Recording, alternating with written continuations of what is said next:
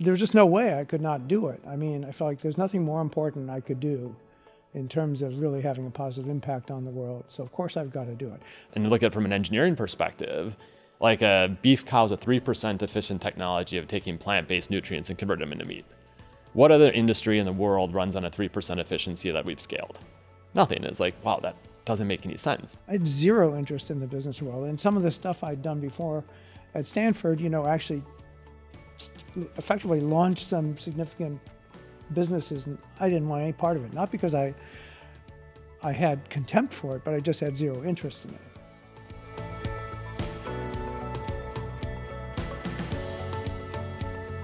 Welcome to the Stanford Ecopreneurship Podcast, where we explore how university research and innovation move beyond the lab to shape real-world climate solutions. I'm your host, Sam McClure. This is our Academic Innovator Series, and today's guests are Impossible Foods founder and former CEO Pat Brown, and Impossible's first employee, Nick Halla. Pat is an active professor emeritus at the biochemistry department at Stanford. He has spent decades reimagining food production, and today, Impossible Foods is known around the world for plant-based alternatives to animal products. Nick is a Stanford MBA graduate who worked at Impossible for more than a decade. His work helped scale the company from lab concept to global brand, and today, he's the CEO of GigaClimate. We discussed what it takes to shift global behavior, how mission-driven leadership can sustain impact, and how Pat and Nick turn scientific breakthroughs into market-ready innovation. Welcome. Thanks so much, Pat and Nick, for joining us. Pat, you had this high-flying biochemistry career and sort of medical research career, and it seemed like you had a moment where the sabbatical seemed to be a large turning point. The sabbatical was basically, I'm going to use it to figure out exactly how I can have the impact I want to have. And initially, I was thinking about some of the same stuff that Nick was thinking about in business school, which is, more along like, okay, what are some, technical engineering solutions that could have a huge impact on global heating and climate change and so forth.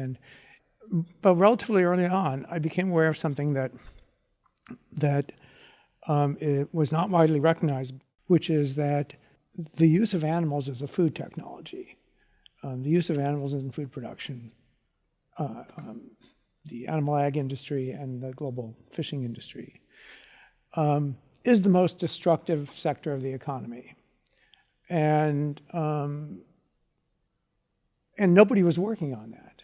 I mean, seriously, nobody was thinking, okay, this is the most destructive technology on Earth, and it's a ridiculous technology. It's prehistoric. It hasn't been fundamentally improved in millennia, and there was no reason. If you think of it that way, okay, like you're not going to solve the problem by telling people to stop eating foods from animals or any government policy that's going to step in there. It's just like that's extremely unlikely.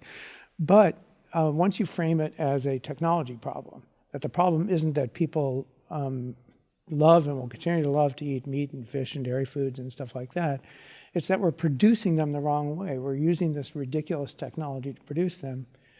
And once I started thinking about it that way, then the path was more clear, and it kind of I could frame it as a scientific problem and so forth.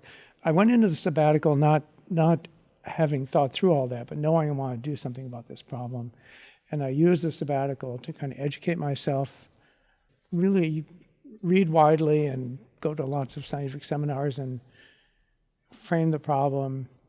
And then once I figured out how to approach it, I spent some time working in the lab and doing preliminary pre-Impossible Foods research, just to convince myself one way or the other, how feasible is this going to be? And then that's when I made the jump.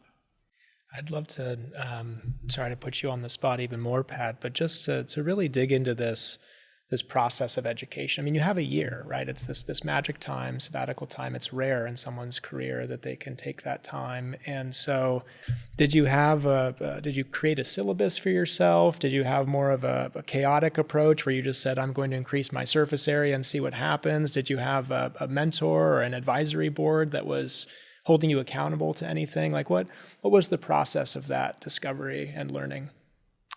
Well, first of all, I didn't have any kind of a formal mentor or an advisory board, but I had scientist friends and great colleagues at Stanford and so forth that were just the kind of people you'd want to bounce ideas off of and so forth, and would give you hard, honest feedback. And so that I had.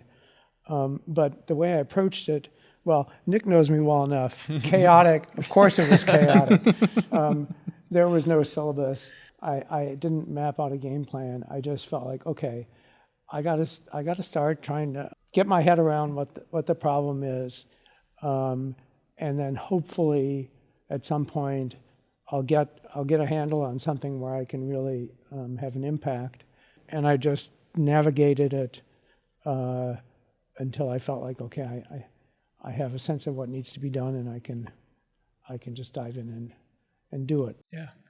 When you come to the end of your sabbatical year and you've scoped a problem and thought about a problem, huge impact, reframed it scientifically and technologically, and the opportunity cost of pursuing that was further research at Stanford or probably any of 1,000 other things that you could have done. So what was that sort of decision point? I mean, was this, once you had sunk your teeth into it, there was no going back? You just had to follow it and see where it went?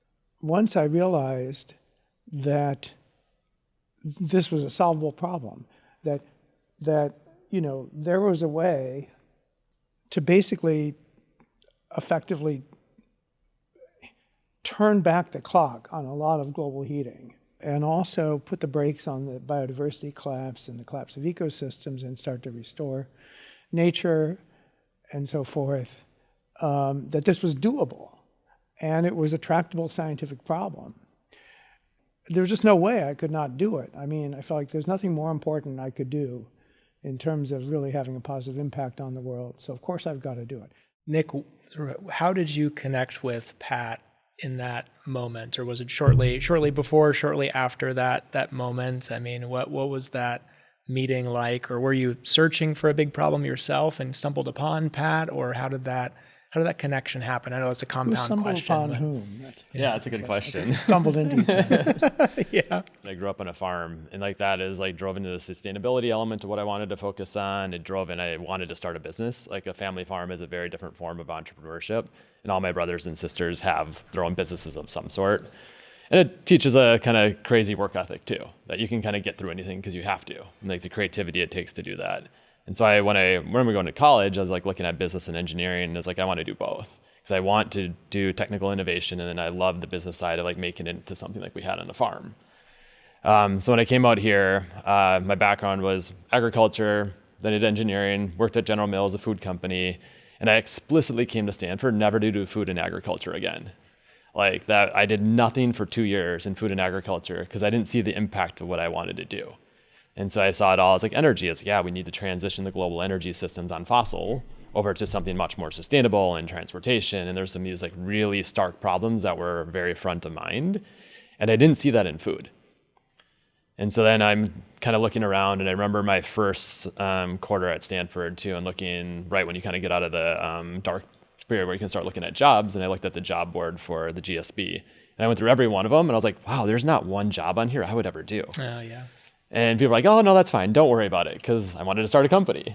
I was I'd never heard of these other companies before in my life. I'm a farm kid. Right. And so then what a lot of the second year students told me is what you do is you get into the innovation ecosystem. So start talking to venture capitalists and put yourself in those conversations, start talking to scientists. I did the dual degree with the MS. So it enabled me to kind of work on starting scientific ideas and working with scientists here at Stanford and how to take that technical innovation and think about how to build a scalable, impactful business behind it. And then through that, I ended up at a solar energy company in Mountain View that was funded by the same investor that Pat was talking with. And so I got to know that investor pretty well, kind of said what I was looking to do. And like, wow, we have this perfect thing for you. It's sort of clean tech, clean energy. It's a huge impact. It's really early. I think it's going to fit you really well, but we can't tell you about it. And so that must have been roughly when they started talking to Pat. And then 2 months later, right when I was kind of finishing up the MBA portion of my master's, I'm like, all right, here it is. You got to meet him. They told me the pitch, and I was like, what? And I was like, as a beef and dairy farmer growing up too, I was like, well, why would you do that? And it's like, yeah, you got to meet him. You got to meet him. It's like one of the most impactful things you can do. And so I don't remember if you remember the first meeting that we had. Sure I do. So we get connected. We meet at Coupa Cafe in Palo Alto.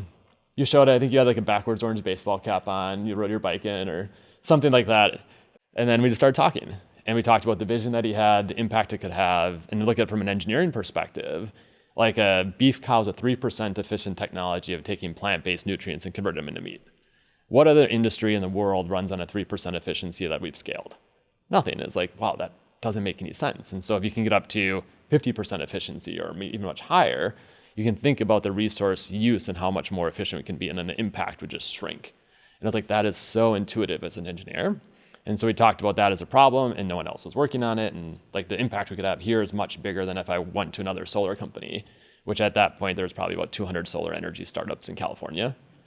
And now do something that's totally different. And we also talked a lot about how to work with people and like the culture that we wanted to have. And again, I kind of mentioned like Pat's kids across the street, because we've always been for Impossible, is a very family-oriented type culture. It's like, we're going to work really hard. It's a big problem. But we're going to care about our people. And like those two things really came together well. Yeah, that's awesome.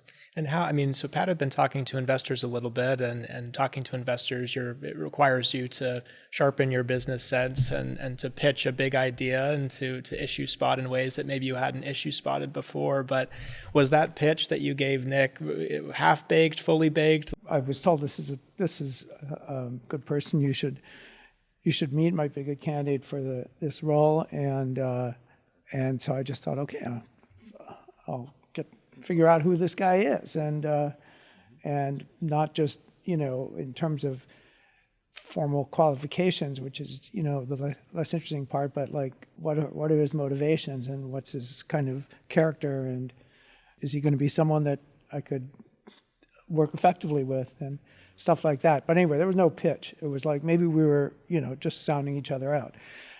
When I was looking for investment, first of all, I never had any interest in the business world. I had zero interest in the business world. And some of the stuff I'd done before at Stanford, actually effectively launched some significant businesses, and I didn't want any part of it. Not because I had contempt for it, but I just had zero interest in it, I didn't think of myself as being business savvy whatsoever. But I felt like, okay, this is a good idea. Clearly, if we can do this successfully, there's a potential for it being commercially successful and so forth. I had the good fortune of living, a mile and a half away from the epicenter of venture capital in the universe. So I literally just called up, effectively people I knew, or to say, hey, can I come by and just tell you about an idea? And I went over the course of a few days, I went to 3 of the big VC firms. I had a presentation. Nick, I think, has seen it. I saved that one. It will never be used as a teaching model for, how to give a pitch for a startup. Sure. It was much more about like, look, here's this huge, like the biggest global environmental problem that the world has ever faced. And here's an approach to solving it. And here are some of the ideas about what would actually be done, in the first couple of years in a business to kick this into gear, and what the impact would be, and so forth. And literally very near the end of the deck, I said, basically this is a $2 trillion industry in annual revenues, based on, prehistoric technology, and if we succeed in developing a technology platform that can replace it. I literally said this, you'll be even more obscenely rich than you already are, okay? And anyway, sure. And that's where I feel like Their interest was piqued. Suddenly they're into, like blah, blah, blah, blah, blah, blah, blah, blah, blah, what, $2 trillion? Okay, now we're talking. Right. So all of them were interested in investing. And then I didn't really know any of them well, but I had a friend who knew Vinod. Their kids went to the same school, basically, and said, "Oh, I think he's a good guy. He'd support this." And so I picked that. So Vinod Khosla invests, and his early advice, I imagine, is, well, you seem very bright and you have like a handle on the scientific problem, but we need to build a team that's going to turn this from an idea into a gigantic business. And so I imagine that that's part of where the introduction to Nick and maybe a few others came in. I mean, I can't even run my household finances. Sue is the chief financial officer of my life, Sure. Of our household. So I knew I needed some good people, but initially one good person that I can trust, that knows how to do this and understands what we're trying to do, and it was really critically important. I felt like I need someone who gets that this is a mission-driven company. This is not about, I didn't, to be honest, I didn't give a shit about making money out of this deal. On any given day, like from the day I was born, I'm like in the 0.1% most privileged part of the world, like that's not a driver. One of the things I wanted from Nick was that the mission was as important to him as making money. Mm-hmm. But I was not going to learn that stuff. And so I knew I needed to get other people who were good at it.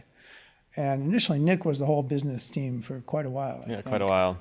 And it was funny when I think we talked a couple of years later. I was like, why did you hire me?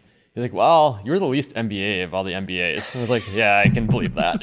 Like the grungy farmer who got into business school. It doesn't sound like you were interested in, either of you really, in doing a startup for startup's sake. You're interested in impact ultimately, right? You're interested in a mission. You have this broader vision of how the problem that you're working on fits into a complicated world. And so I wonder if you'd offer any advice to that MBA student that's, listening to this or thinking about doing a startup, and whether it's worth it purely for its own sake or whether they should have some different kind of connection to the project. I mean, it does depend on what your kind of passion is and really what you want to do. Like, startups can be over glamorized for sure. They're very, very hard. And for me, when I came here, like everything I did a lot within the entrepreneurship ecosystem, because that's where I saw a lot of impact that I thought I could drive, of kind of, again, being this technical background, kind of agriculture technical background, and then translated into business and like commercial success is really where I wanted to play. And the solar energy company I was at kind of started to prove that thesis, where it was a PhD physicist CEO. I was started reporting to the CMO. Within a month, I probably had just as much or more credibility with the CEO than the CMO, because I could talk the tech and I could kind of make that translation and be kind of part of that system. And I really enjoyed that. So then it comes for me as like, okay, where can I take that love and passion I had to have the most impact? And it could be within a growing company, it could be a startup. And so I was kind of looking all over for that right role for me to drive that type of impact. Most of the stuff was kind of early stage, but it wasn't to do a startup for sure. I think you can for sure learn a ton that way, but it is a grind. And there's very different paths everybody can take. And I've seen people kind of go in and out of that in different kind of points of their life. And it also has to be the right point in your life to do it. I talked to a lot of like friends from undergrad and grad school too, that I was like, do I start a company? And I was like, well, you have these obligations, you make this much money now, this is what you'd have to do, are you ready for that? And it might be that it's later in life too. So it's got to be the right thing that you really are interested in, because it's going to be hard, the right time for you to do it. And then it could make sense, but it's not for everyone. It's not, to give you an idea of how unglamorous it is, I think Nick spent probably a third of his time like doing things like squeegeeing floors of pilot plants in southern Texas. But I love that stuff. Oh, it was so much fun though too, because you make it up as you go. It's such a blast, yeah. And the fact that you have to do everything, just makes it continuously interesting. I don't think either of us minds working hard. Like, I'm not happy if I'm not working hard on something that I care about. But yeah, it's definitely not not glamorous. It's just, you do what needs to be done, and everybody's job at any given point is whatever needs to be done. Basically, that's your job. Yeah, and when we were starting, I was doing the MS, the EIPER program, and I was doing the MS, and so I still had some credits to finish for that. So I set up my kind of second summer where I could take a full-time job and finish kind of on this kind of part-time. I could do an internship. I could try to start something, because it was really kind of creating options to try to find that impact opportunity, which I was really passionate about. And so once I met Pat, we hit it off, and I joined. Then I was like, all right, so how do I finish school up? And so then Monday I'd be in school here. Tuesday I'd fly to Texas, or even Monday night, and be in the fields of Texas harvesting root nodules from soybeans and trying to create equipment. And then Saturday I'd fly back, and I did that for a month straight. As you're doing both, and it's like both worked, and all the stuff we were doing here also then applied to the company. Took an IP class, did a policy class on food policy and what you could do there. Did a project on how you could combine like biofuels and food production into a more sustainable, more productive system. And it was very kind of interesting how we could kind of marry the two up. Yeah.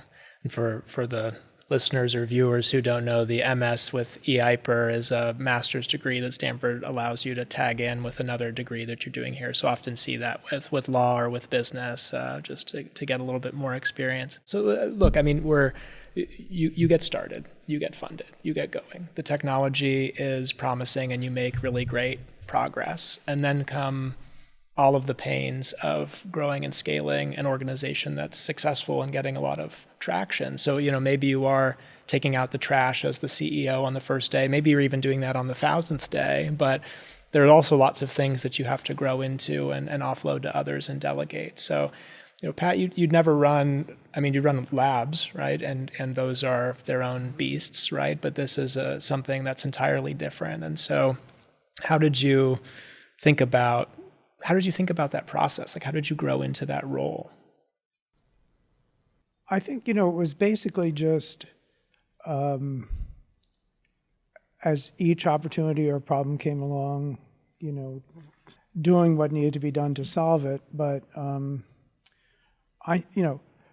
I'm not naturally a manager, at least not in a conventional sense. And I saw my role more as sort of on an ongoing basis, keeping the company on track to solve the mission, to avoid distractions away from, the one big hard thing that we needed to do, and sort of be aware of what are the pieces we need that we don't have, and so forth.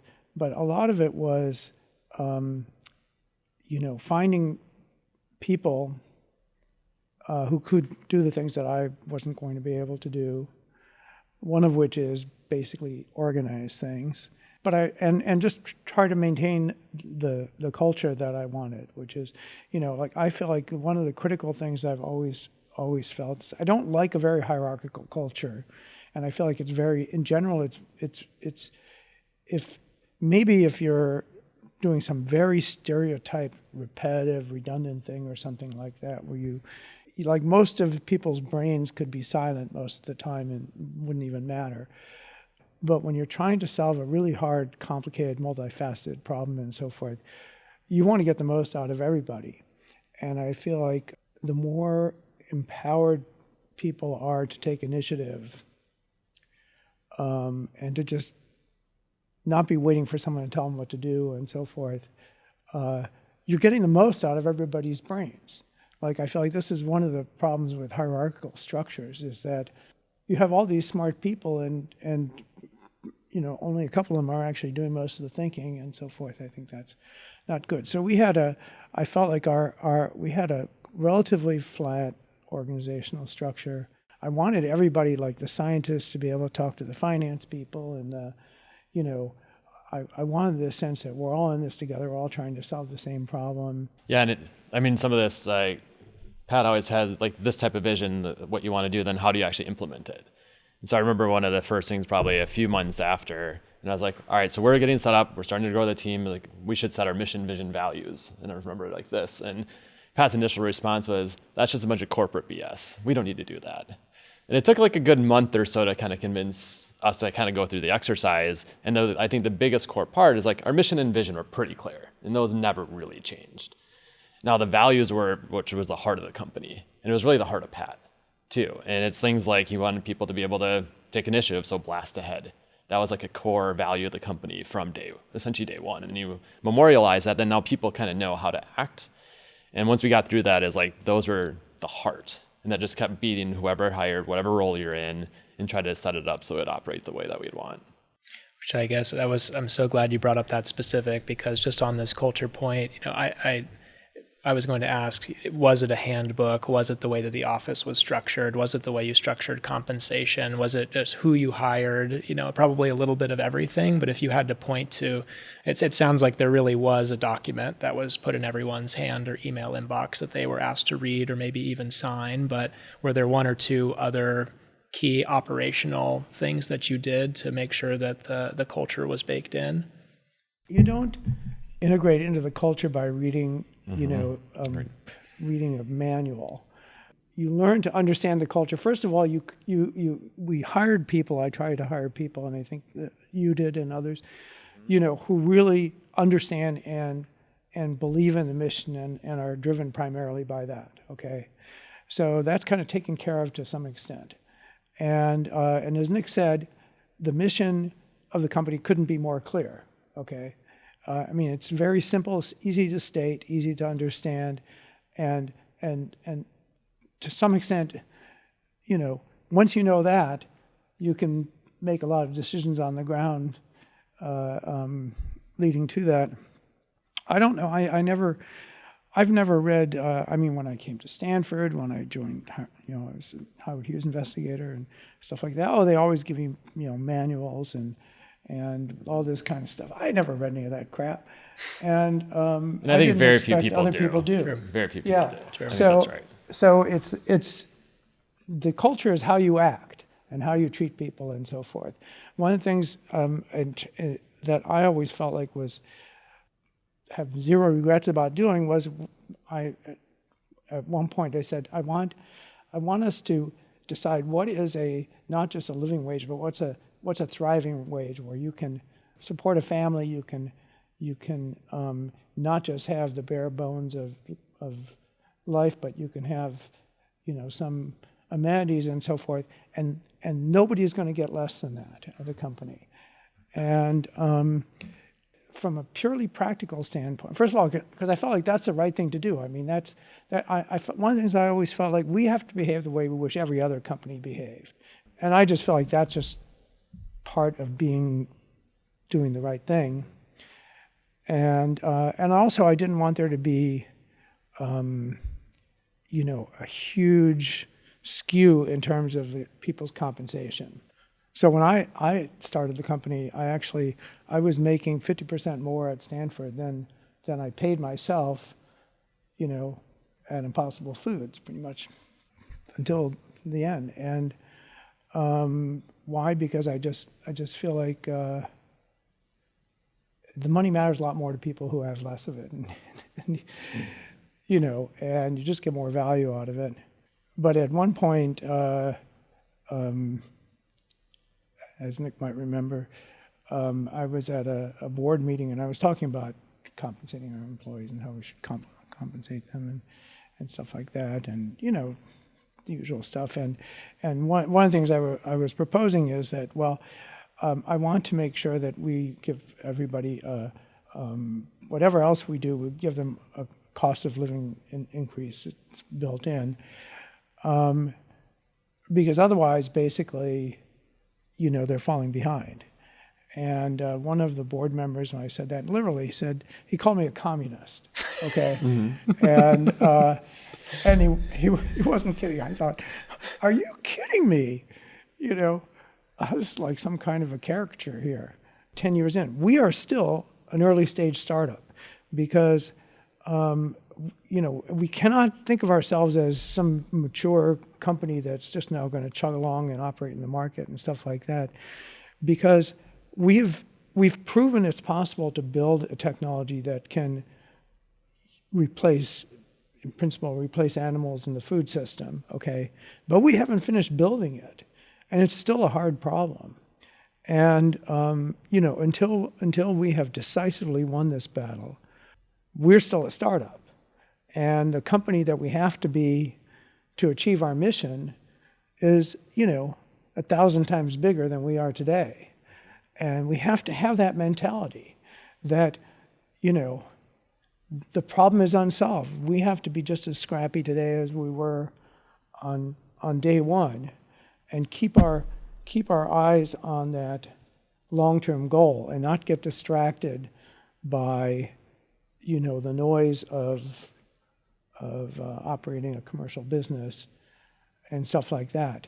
That was, I would say, easier to communicate to the people working at the company and so forth than to our board and our investors, because what became a real problem was, and I had been warned about this, probably by you or by others, that when you are a company that's making a significant amount of money and it's out there in the world, you will be viewed as that commercial company, okay? Whereas to me, that was kind of like an epiphenomenon, that was the means by which we achieve our overall mission. If we don't succeed in the marketplace, then we're wasting our time, okay? We have to be great at that and so forth. But the thing we have to remember is we're, 1,000th of the way toward the goal, both in terms of the commercial scaling and international expansion and all that kind of stuff, but even more importantly in terms of the technology development and so forth. And we can't just say, oh, well, we've solved this problem, declare victory, we have products in the market that are successful and so forth. Now we're just going to turn the crank on a commercial business and focus on making, being profitable on a day-to-day basis. We have to operate as a startup for the next 10 years. Despite all that, which is absolutely true, both of you have transitioned or are transitioning a bit to different types of problems that you're solving and thinking about. And I imagine that this company journey and the people you were exposed to and the issues you were exposed to were transformative in a lot of ways. And so, Nick, I know that you're working on GigaClimate, and Pat, you're back now at Stanford setting up a lab again, and you have Carbon Ranch. And so I want to just take the opportunity to ask each of you a question about those things. But maybe I'll start with you, Nick, which is, you went through this process of working to take hard tech and commercialize it and scale it. Mm-hmm. And I know, but maybe the listeners don't know, that that's what you're doing with this new venture, GigaClimate, but just in batch form. So why don't you just share a little bit about that? Yeah, happy to. It all comes back down to like a college dream I had. Is like when I really got into science and technology, I started learning more about like Thomas Edison. And so that I was like, how fun would that be to create innovations and technologies and bring them to the world to have impact on people's lives and make them better? And it's like, and do that as like in series and just do many of those over and over again. It's like, that sounds like the best job in the world. And so then when I left Impossible, I took a few months off and was just kind of thinking about what I wanted to do. I hadn't thought about this in a decade. And I was like, wait a second, maybe I could pull that off now. And what would that look like? And so I spent the next year talking to different people in different kind of this type of the world of like venture studios and builders and accelerators, and where do I kind of find where I kind of fit? And I went back to, again, that ethos that I had coming here, where I love the technological innovation and helping scientists like Pat have this amazing breakthrough and then keep developing it, but then make it into a real thing that could have impact on people globally. And so what we do is we work with early stage technologies and technologists kind of at the formation pre-seed stage. We put our people into the company to help take it from that stage to a kind of a fast moving Series A ready company, and do that, a couple a year, and build for anywhere from 15 to 24 months, like really embedded in the company, and get really good at that skill to help these breakthroughs come to life much faster to impact more people globally. And so we started looking at that part. So from a business model, we did that. Long-term vision is to have this like Edison Labs, Bell Labs for climate and sustainable transformation. And that's really what we need to drive. Short-term, we kind of start with existing technologies because there's a lot of technology out there kind of stuck at that place or just has a hard time getting over, because it is a really big step to make that transformation. And then over time, we'll be doing our own research and everything else. And so we have the first one running, getting close in the next two. Right now, we have a team of 6 people, and it's been a lot of fun kind of kicking this off. And within climate, we started re-looking at the problems. And so I looked at climate and kind of put into 3 buckets. One is the decarbonization, that we need to transform these industries to net zero to be more sustainable. The challenge being that globally, emissions are still going up. And so we're so far behind. There's 2 other areas of climate we need to be doing a lot more work on. One is we need to start undoing those emissions. So looking at methane capture, methane destruction, carbon capture. So the first company we're building is in pollution control and carbon capture. A very unique solution that could scale globally to have a really big impact. And then the third area we're doing a lot in right now is adaptation and resilience work.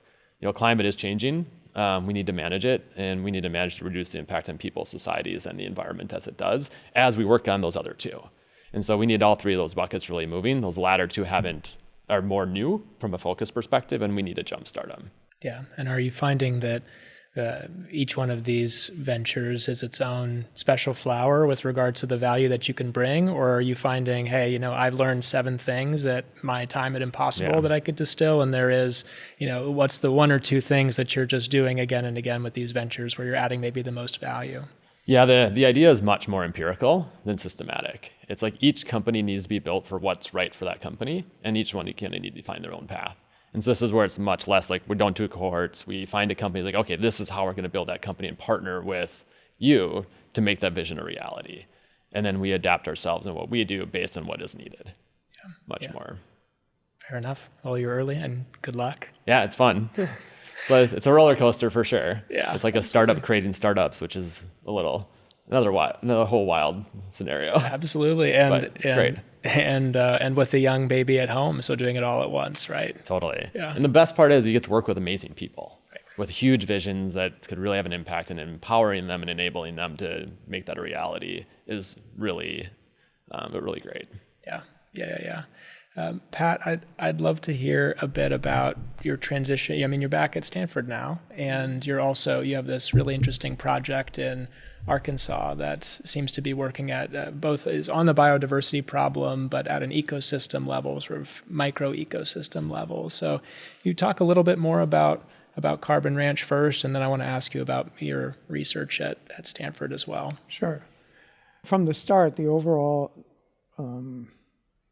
vision has been that we need to, replace the use of animals in the food system, and then that creates an opportunity because, I'll just focus on animal agriculture.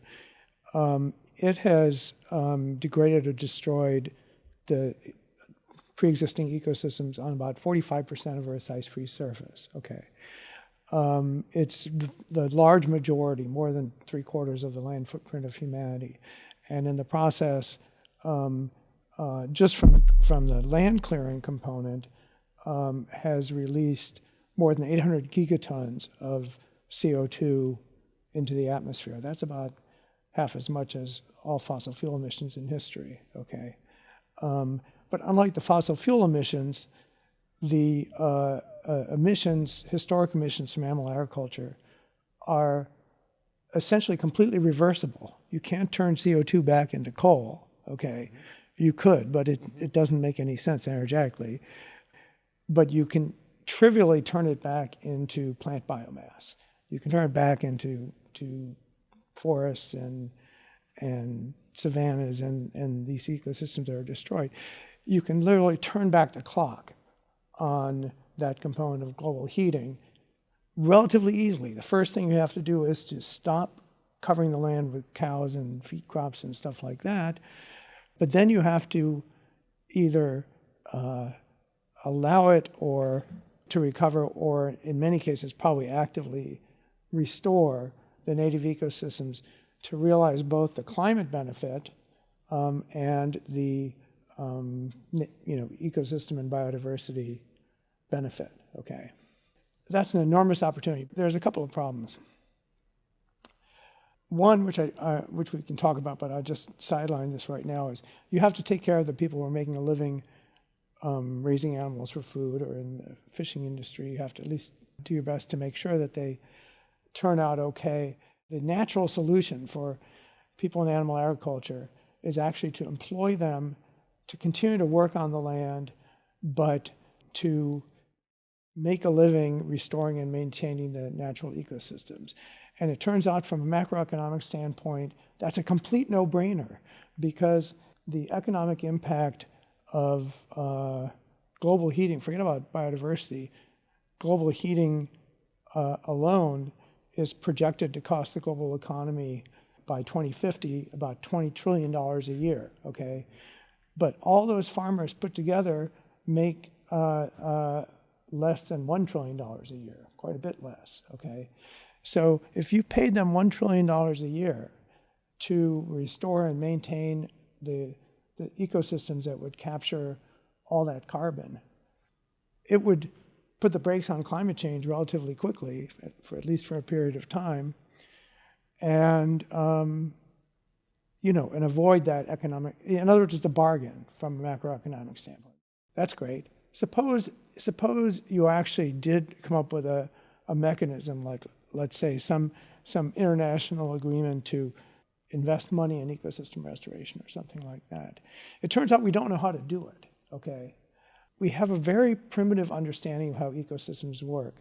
If you take an ecosystem that's been degraded by agriculture, let's say cattle grazing or something like that, what used to be a forest like much of the southeast US, now it's just endless pasture land. How do you turn that back into the native ecosystem? Right?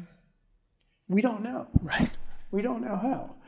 So I thought, okay, we need to do an experiment. We need to do a bunch of experiments, but we need to do an experiment to actually learn by a controlled experiment what's the most cost-effective and what's the most effective in terms of carbon and in terms of metrics of biodiversity way of restoring a native ecosystem. And I was thinking about, and still thinking about it, as effectively we need to create a playbook for farmers and ranchers to be able to use to effectively switch careers from chasing cows around to, managing carbon, restoring nature on their land and capturing carbon.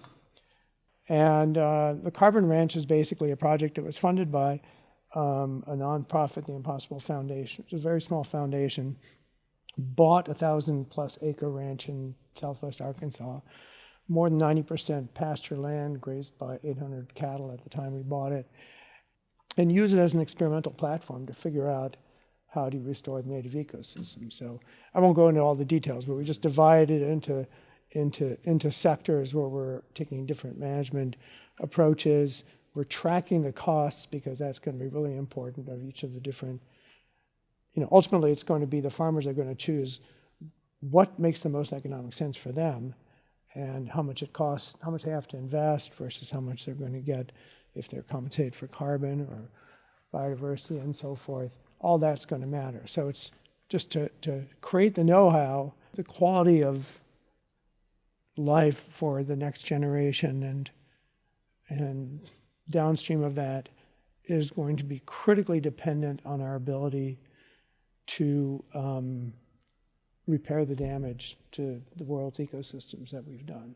Yeah, absolutely. What I find interesting also about that narrative arc is that it's sort of like, it's a scientific inquiry where you jumped into impossible and then impossible presented the next problem and the next problem. And so I see this as an evolution as opposed to academic who might worry about taking the leap and if it doesn't work out, sort of going back to academia, doing what it was they did before. But that's probably not going to be the case because they'll just keep finding more and more interesting problems, right? So I'm curious then if we can bring this home, right? I know we're it's been a wonderful conversation, but to bring it home with a piece of advice that you might have given yourself, Nick, when you're at the business school, or Pat, when you're doing research as a professor here at Stanford, and you think back to somebody that's on, I keep sort of using about to take the leap, right? That's the common language. But what do you wish you had known, or what piece of advice would you give now to that person, having had the journey that you had these last 10 or 12 years?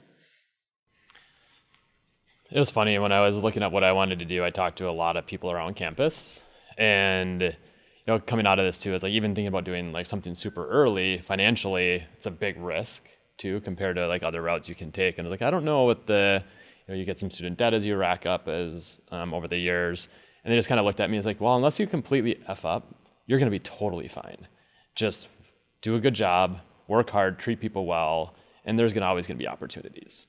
And it was very good advice because it kind of freed my mind up to be much more open to the right opportunity. Then it came to putting myself in positions where I could get lucky. So take chances, do stuff that's hard, put yourself in new situations, and those typically create new opportunities to learn, to drive success and drive, wherever your life ends up going. And I think all of that kind of coming together really led to Impossible. And even at Impossible, that was always a very similar thing. And the other thing is you kind of progress in one of these things that I learned, and I've probably sent this around to over 100 people at this point, is as you're growing as a company, it gets hard. It always just gets harder. And one of the biggest learnings I had is you have to let go. Because you can't keep doing everything. If you, like early on, there's a few of us. And then everybody has to do everything. If you continue to do that when you're 300 people, that doesn't work. So you got to let go. And so there was an article called Getting Rid of Your Legos. And as you scale, you got to get rid of your Legos, and that empowers other people to then step up and do more. And it enables you to do more within your vertical you are as you're scaling a company. And those are always really important lessons for me and our other leaders at Impossible. And getting comfortable with your job. I think the article says your job will change every 3 to 6 months, right? Totally. So getting comfortable with that. And things break. It's I remember going through this and this is what breaks as you grow a company is I want to get ahead of it all. It's never gonna be a problem. Everything just breaks. It's just part of growth. It's what works when you're at one stage and it works really well. You don't really realize it's not working until it's starting to break. And the earlier you can diagnose that, the better you can kind of adjust, but it will break. And that's just part of the process. Yeah, absolutely. Well, terrific. Pat, what about you? Well, the one piece of advice I think is important for people who have the kinds of privileges that people at Stanford have, and the worst case scenario of failure, you're better off than 99.99% of the people in the world on their best day. So I think that's just an important thing to keep in mind. And I think to pick hard, important problems and take initiative. I feel like the biggest limitation in terms of doing things that matter is it's not like brilliance or skill so much. It's the initiative. It's deciding to do it. Okay, and that's where I think most people get hung up. Like they think, I'm not the right person for the job. Someone else is going to do it, or someone else will take care of it, or whatever. But I think if you see, I think of it in terms of problems to solve, but you could say opportunities. I think lower your barrier to just doing it and just realize that in the worst case scenario, okay, if you're lucky enough to be in this environment, you're good. And just remember that there's just more satisfaction in doing something good for the world than just acquiring stuff. Fabulous. Well, thank you both so much. We really appreciate the time and the conversation. So thank you. I think that's a wrap.